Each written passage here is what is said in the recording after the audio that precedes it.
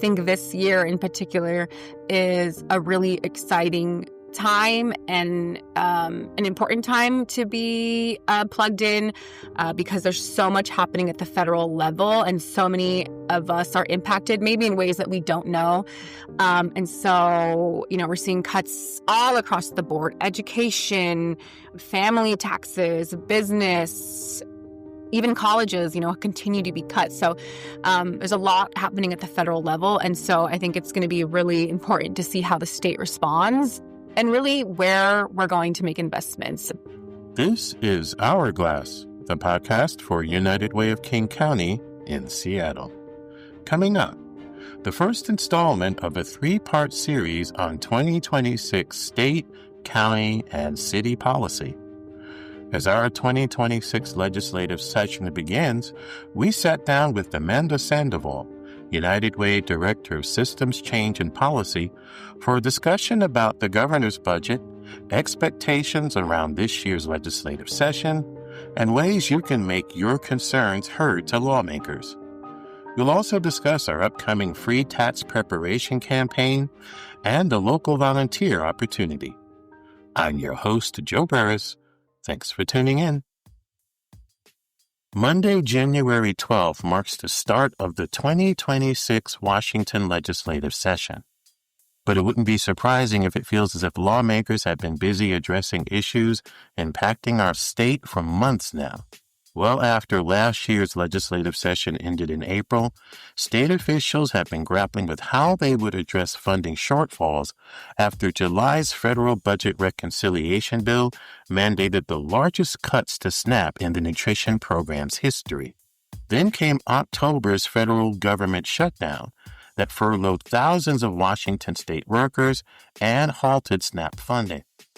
Less than a month after the shutdown ended, Washington and other parts of the Puget Sound experienced some of the most catastrophic flooding in history. The Associated Press said that the atmospheric river system brought more than 5 trillion gallons of rain to Washington state. The flooding compromised levees, damaged state roads, flooded homes, and prompted evacuation orders for tens of thousands of residents. The catastrophic floods capped a 2025 that left lawmakers wondering how the state would address new challenges after grappling with a budget shortfall during the last legislative session. And that's how we begin this year's cycle, except that the 2026 session is a short one, just 60 days. The impact of the floods and the federal cutbacks are still fresh on everyone's minds, but the state must also address issues that are prominent in practically every legislative cycle, including funding for education, healthcare, and social services. The governor's office recently released a state budget addressing many of the issues that will be discussed during this year's session. At United Way of King County, we advocate for policies that address the drivers of systemic inequities, and we encourage the legislature to invest in proven programs and infrastructure that will serve our most vulnerable neighbors. Each year, we adopt state and federal policy agendas that we believe promote opportunity, stability, and well-being for all Washingtonians. Our 2026 state policy agenda encourages lawmakers to advance economic mobility, promote housing stability, and interrupt the school-to-prison pipeline.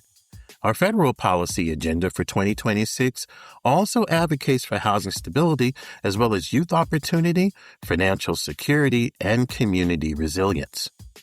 On the eve of the start of this year's session, Hourglass sat down with Amanda Sandoval, United Way Director of Systems Change and Policy, to discuss the governor's budget, the expectations around this year's legislative session, and ways you can make your concerns heard to lawmakers. Here's what Amanda had to say. The 2026 state legislative session is going to be a short session. That means it's only 60 days, starts Monday, January 12th, and goes until March 12th. And a short session and a supplemental budget year. And what that means is there is opportunities to make small adjustments to funding and policy priorities that we passed in last year's long legislative session. And so what are some of the challenges that the state is facing going into this legislative session?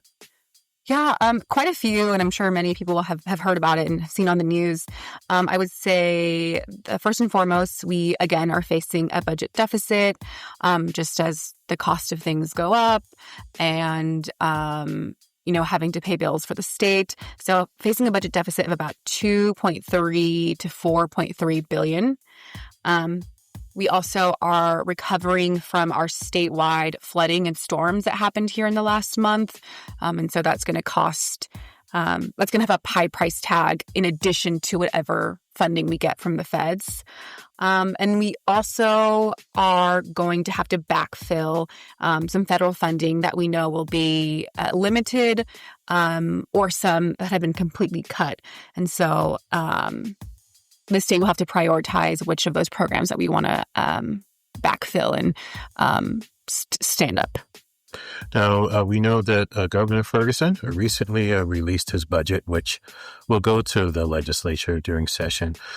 In that budget, how has he talked about, the governor, addressing some of these challenges? Yeah, so Governor Ferguson told the press that we are facing falling revenue, rising costs, budget cuts, and chaos from the Trump administration. And his proposed plan to close these budget shortfalls includes a couple of things.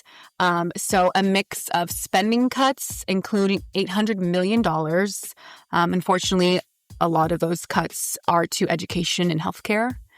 Also using $1 billion of the state's rainy day fund, which would be about half of the fund. And then as well as shifting some funds to other more pressing or priority areas. So one of the options is shifting funds from the Climate Commitment Act to pay for the state working family tax credit. That has been met with some criticism, obviously, from environmental activists and stuff. But all of these proposals, as we remember, have to go through the legislature. And so this is what Governor Ferguson is proposing. And then from there, the legislature will come up with their own budget and, kind of make edits throughout session.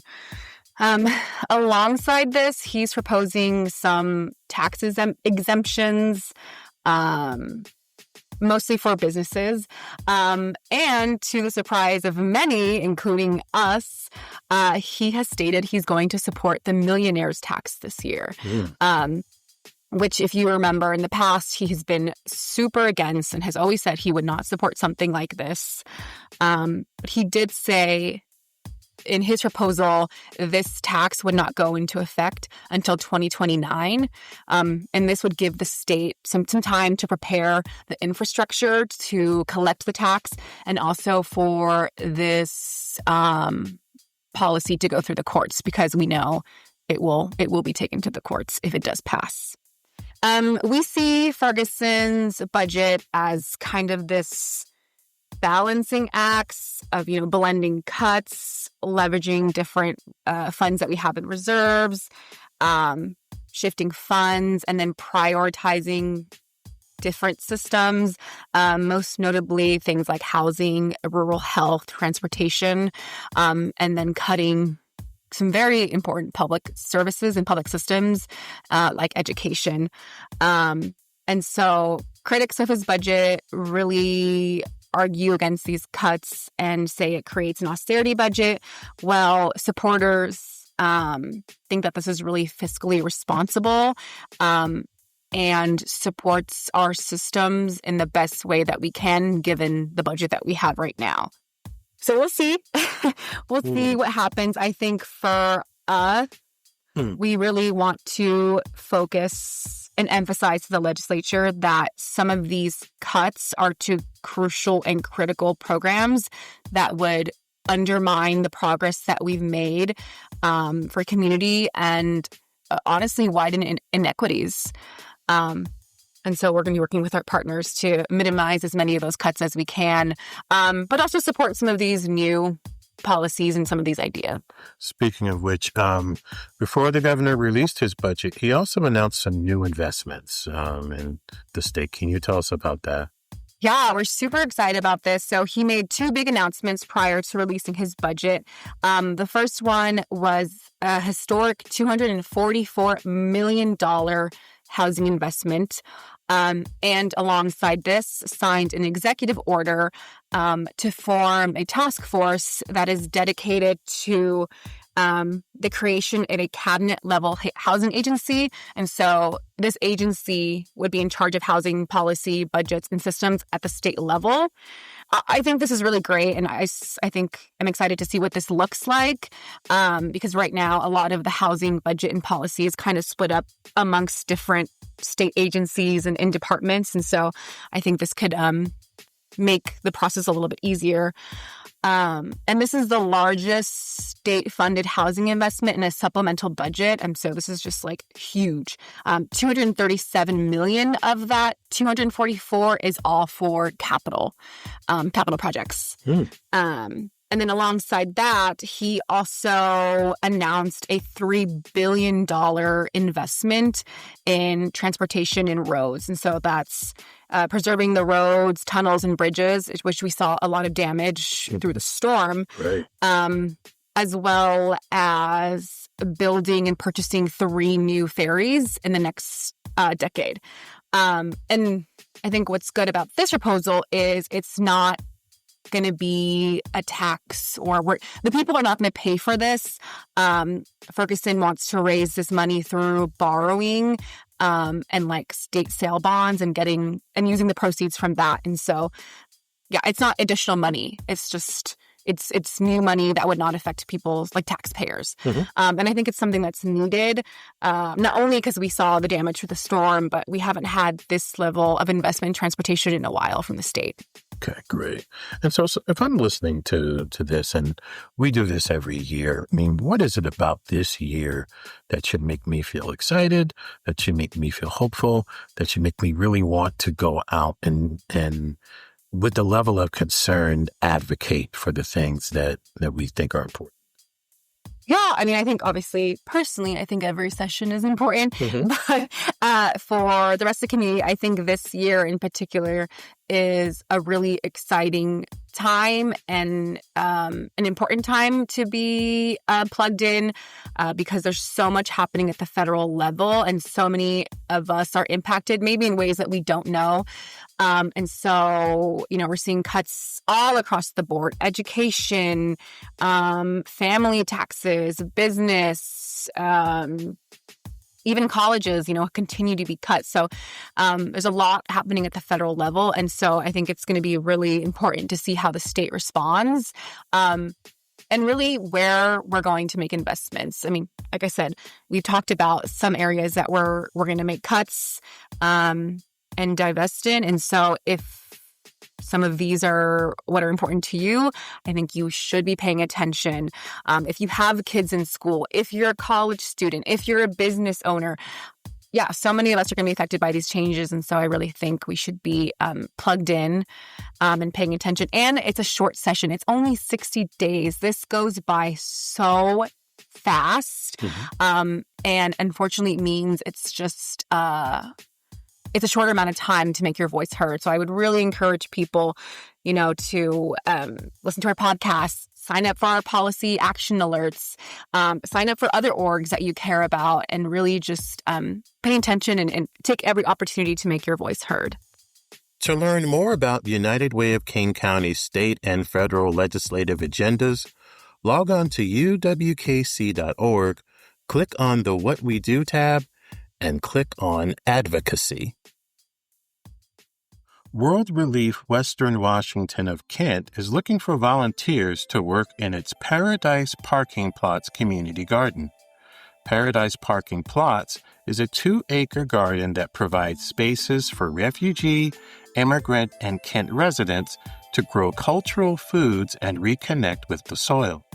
World Relief will train volunteers to do tasks such as weeding its food forest, controlling pets and diseases, and taking part in construction projects.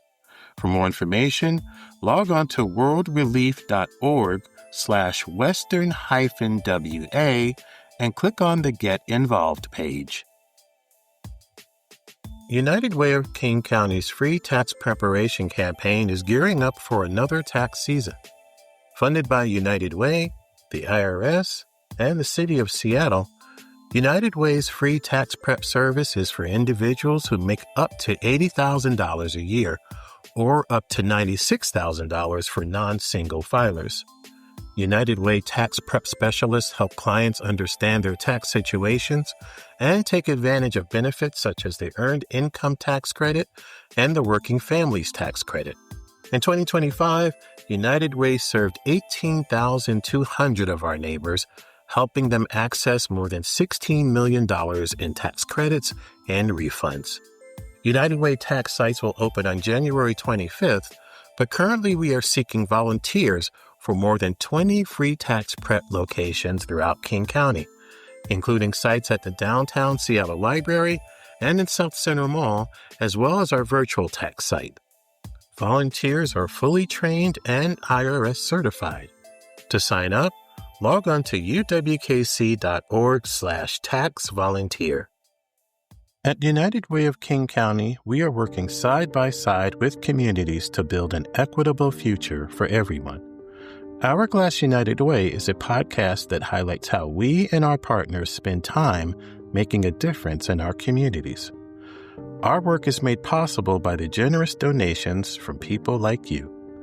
Please send comments and suggestions about our podcast to hourglassunitedway@gmail.com. To learn more about our work or to support United Way, log on to uwkc.org. I'm your host, Joe Burris. Thanks for listening. Until next time.